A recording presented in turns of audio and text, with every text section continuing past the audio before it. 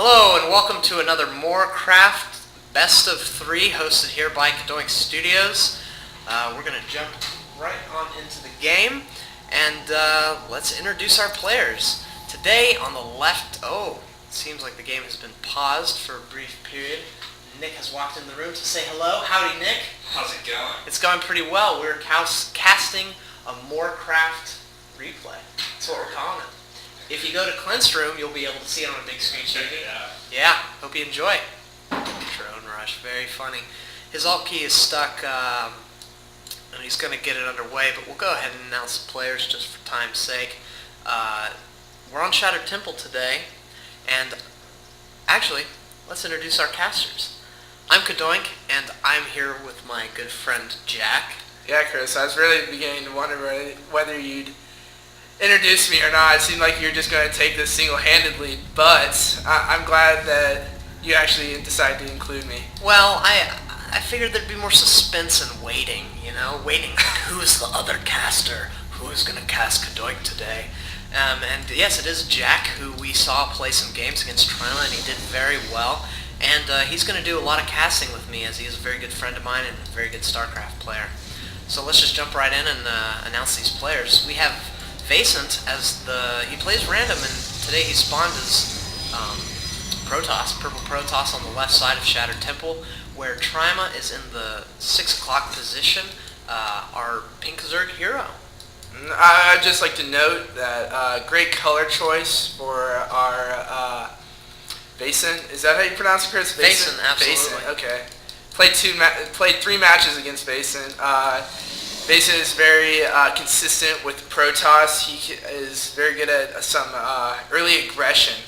That's something that I definitely had trouble with, and I believe that TriMa, if he plays right, macros right, I think he can definitely fight off the first aggression. What do you think, Chris? Absolutely. It seems like TriMa is pretty good at getting those early Zerglings up as well as that Queen, which should do very good against this kind of zealot play that we see out of Vaisnt time and time again. Mm-hmm. Of course, we are at the close air position, which is absolutely phenomenal for a Zerg player, seeing as he does quite like Mutalisk, and the Mutalisk will just be able to go straight across and attack his base. It'll come a lot sooner than I think Vaisnt may anticipate. Mm-hmm. Well, with the past 2 previous games that I played against TriMa in a best of 3, it really didn't seem like he was too much into any muta effort. He seemed very one-sided with just a roach lean approach, and if you go onto the channel, you'll be able to see this video, and you'd notice that he's very just get those roaches, get those lings out, and he wasn't later in the game when the drop came in, he wasn't really able to respond, and I think that TriMa can definitely break this habit. Absolutely, and I think that we see here a pylon, which is very interesting, maybe to do some warp-ins right in his base. He sees that this early expand is coming, and he thinks, well, maybe I won't have anything against it. He's also putting this assimilator harassment down, which is going to be crucial for TriMa to take out, because he does love the roaches, like we discussed earlier, and he's going to need that gas in order to support him. And here comes another probe. We'll see what he does. What are you doing, Mr. Probe? Looks like we got a cybernetics core coming up, and we got 2 simulators up. So it looks like he may just go. Well, I don't know, Chris. Do you think he's going to try and go with a warp gate for that pylon down at TriMa's Nat? Absolutely. We saw the cybernetics core before the second gateway, which is the opposite of what he was doing against you in your show match, and he has the zealot here doing some damage. He really needs to stop and start attacking the Zerglings. Yeah, now he's transitioning. We got a couple more Zerglings coming down the ramp. It looks like they might be able to push the zealot away. The zealot's not really. Yep, that zealot didn't really do anything to fight back. It looks like we might have lost that pylon, but I mean, we do have a zealot on the way, it looks like, on our mini-map. Yep. And one more on the way. I mean, never mind. Yeah, the pylon is indeed dead, but one zealot can take on two Marines, 2 Zerglings. He can't kill 2. And he's going to run back and get reinforcement from this other, and they'll be able to clean up those Zerglings quite nicely and maybe come in and pick out a drone or 2. But, we have the roaches on the field, just like you were saying. There we are. Loves his roaches. Mhm. He's going to kill that zealot off, and he's going to have to pull back, especially with this stalker and this zealot, as he doesn't want to lose them this early in the game.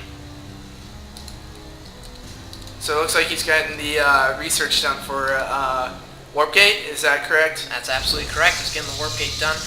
He should be chrono boosting, and his chrono boost energy is low, so that's good. That means he is spending it. But it would be really crucial for him to get this. Getting a little bit supply block thanks to that pylon being destroyed. Should build one maybe up here or maybe back here, so that way he can do some warp-ins in case TriMa does choose to go for that sort of mutilous close air thing. Of course, not a very wise decision, seeing as he only has one gas geyser right now.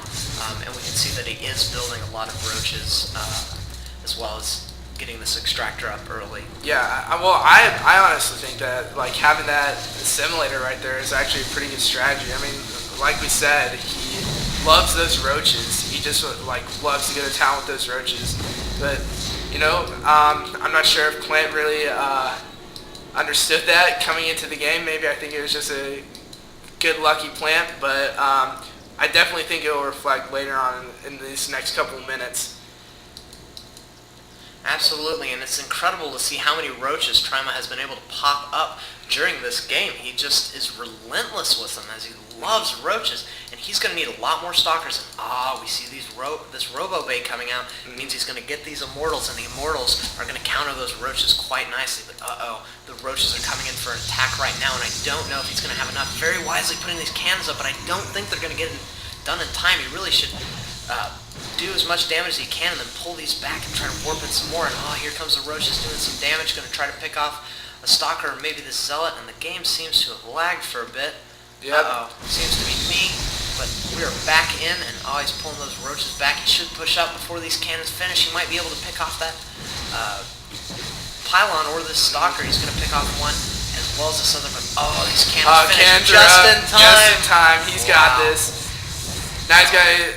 Oh, he's working his way around. It looks like he's just going to try and go for the economy right now, but Warp Gate is finished. So now here comes all these stalkers. They're just going to do work on the rest of these roaches. Yeah, cleaning it up quite nicely. It's a very good play on Clint's part, on Vaisnt's part, excuse me. Yes, very much so. And we just saw up in the production tab, Burrow just completed, and just right before the game, we heard TriMa saying that he wanted to go for a little stealth burrow infestor kind of maneuver, try and break that habit, possibly, of just roach ling. So it looks like he's definitely taking those steps to breaking out of that habit. Yeah, he has his lair up. He's geared up to do it. The lair was a bit premature. It was a bit early, but I think that allowed him to get that burrow as early as he wanted it, and I think we'll see an infestation pit coming up as well as taking this expansion, which I think is really wise, seeing as he is floating a lot of minerals, and we see that he floats minerals throughout the game. And there's that tunneling clause we were talking about. He loves burrow. But look at this nice little immortal out. It's going to do a lot of work against those roaches, and hopefully he'll build an observer when he sees that the Zerd player does indeed have tunneling claws. Mm-hmm. So Chris, in your opinion, do you think it'd be just safe to go ahead and just stay, like, you think it'd be safe just to go with that immortal, or possibly just go with a second immortal or a observer? What do you think is like probably the safest bet against Zerg? Well, in this situation, I think he's doing the right thing. He's getting another immortal because he knows that TriMa loves this roach play, and these act as a detector, so if the roaches burrow up here, he will be able to take it. However, when he goes to the attack and TriMa burrows his roaches, he will see that he has burrow, and that's the time in which you should get the observer, because then you know, okay, this will make things a lot easier for me in the long run. And look at that. We do indeed